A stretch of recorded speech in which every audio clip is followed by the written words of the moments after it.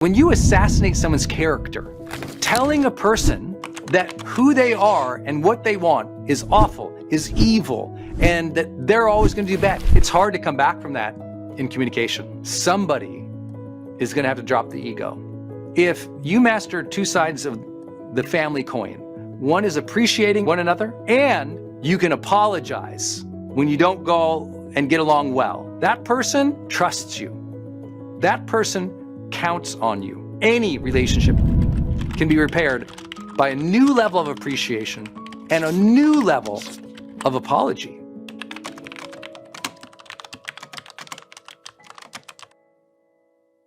There's three things to avoid in all of family communication, in every element of communication based on the research. And it's so simple. Number one, avoid contempt. If you wish bad things for the other person, the communication is going to go wrong. I tell people all the time, if you have contempt for her, don't have the conversation right now. If you have contempt for him, limit your exposure to him. If you have contempt for them, get into some spirituality. Like, you have to understand, when you are in a place of contempt, you want something bad for them. You believe they are bad. So you have bad intention for them, and you believe they have bad character. This is not the time to communicate. When you are in that place of contempt, you want bad things for them, and you think they are bad.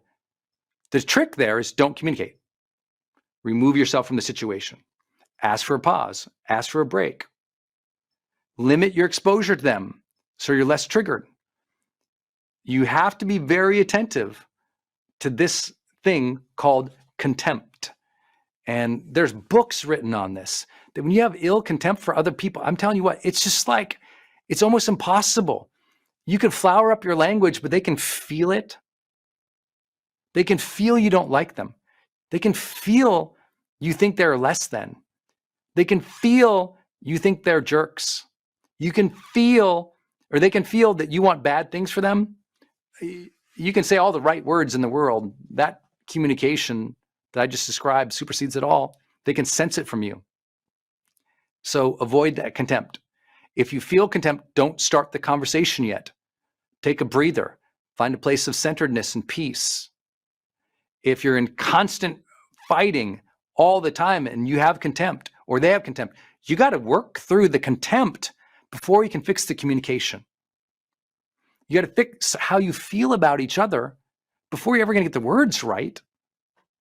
And so it's so important for, usually when contempt, I'm going to share with you the hardest thing. When there's contempt, somebody is going to have to drop the ego. Somebody is going to have to insert humility, compassion, service to the other. Somebody's going to have to do it.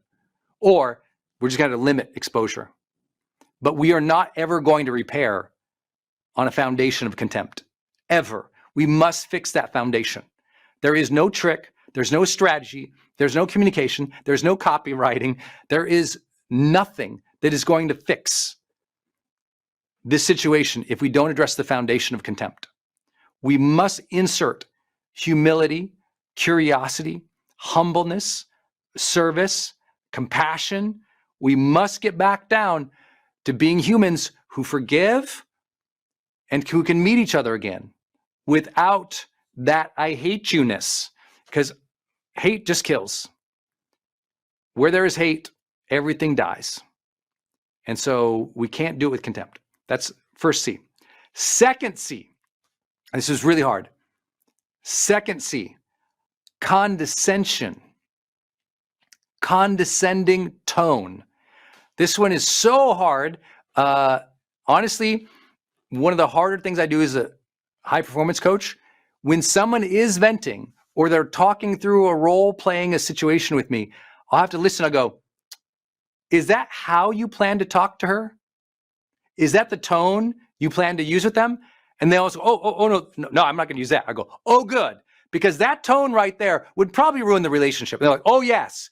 And now you got them baseline back to listening to themselves. Because most people can't listen to the tone they're communicating in.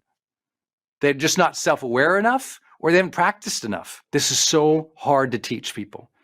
When someone's being condescending, most often they're just triggered. They're trying to control. And the truth is, it's estimated about 34% of men, 34% of men, so 1 out of 3 men cannot distinguish, they cannot hear the tone of condescension. By the way, not just their condescension, they can't hear it on playback from other people. They don't identify the tone as condescending. Where 70% of people go, that's clearly a recording audio of a condescending person. 34% of men can't hear it. And about 27% of women can't hear it. It's shocking. Most people are not aware of condescension in the moment. And if, I shouldn't say most people, 30-some% of men, almost 30% of women. And so you have to go, oh, when someone's speaking to you in condescending tones, you have to ask them, hey, I'm not sure what you're trying to convey here right now, but the tone to me doesn't sound good. How do you think you sound right now? And when you can say that without labeling, blaming, or being harsh to them, they might go, oh, I remember, even for me, one time I was in an argument with my wife. This was way early in our marriage, and I'll never forget this line she said to me. She said in a different way, but because I'm open, I could hear it. She said, what makes you think you can talk to me like that? And I was like, oh, yeah, I shouldn't talk to you like that. How did I sound to you? And it was like, oh, I didn't know in that moment. I'm just arguing passionately for something. But to her, why are you talking to me like that? And she voiced that, and it was like a critical thing in our marriage. I was like, oh, I didn't know. Okay, shoot, So sometimes you have to call it out. Condescending, don't do it. But if you hear it, talk about it. Third C, do not do character assassination. What does that mean? Please don't assassinate their character. You're a terrible person. You're an asshole. You're awful. You hear these things, people say these things to them, or you know what? You always want bad for me. You always do bad. It's like, it's telling a person that who they are and what they want is awful, is evil, and that they're always going to do bad. Like when you assassinate someone's character, it's hard to come back from that in communication. And I know many of you have been subject to that in your own families. Someone accused you of something and you never forgot it. That's why I say don't accuse people, but don't go after their character. You just lack integrity. You're a liar. You're a terrible person. People say that all the time. You're a liar. You're terrible. You're awful. It's like name calling and questioning who they are is never going to serve the relationship. I like to tell people, if you master two sides of the family coin, one is appreciating one another fully, appreciating the other person, appreciating their personal freedom, appreciating their ideal, appreciating their trauma, appreciating their struggle with. Like you full on appreciate their personhood. And you can apologize when you don't go and get along well. If you can do both of those things, that person trusts you. That person counts on you. They know you see them, and they know when you do wrong, you can apologize for it. That's like, those two levers are huge. Those two sides of the coins, huge. Appreciation and apology can repair almost any relationship. Any relationship can be repaired by a new level of appreciation and a new level of apology. But most people, they get their ego in the game. I'm not going to apologize to her because she did this, then I did that. That's not owning your behavior. And so I say, don't delay apology because A, it's the right thing to do, but also B, I've been with a lot of people who lost a family member. They forgot mortality. They forgot life is short, and they never got to apologize.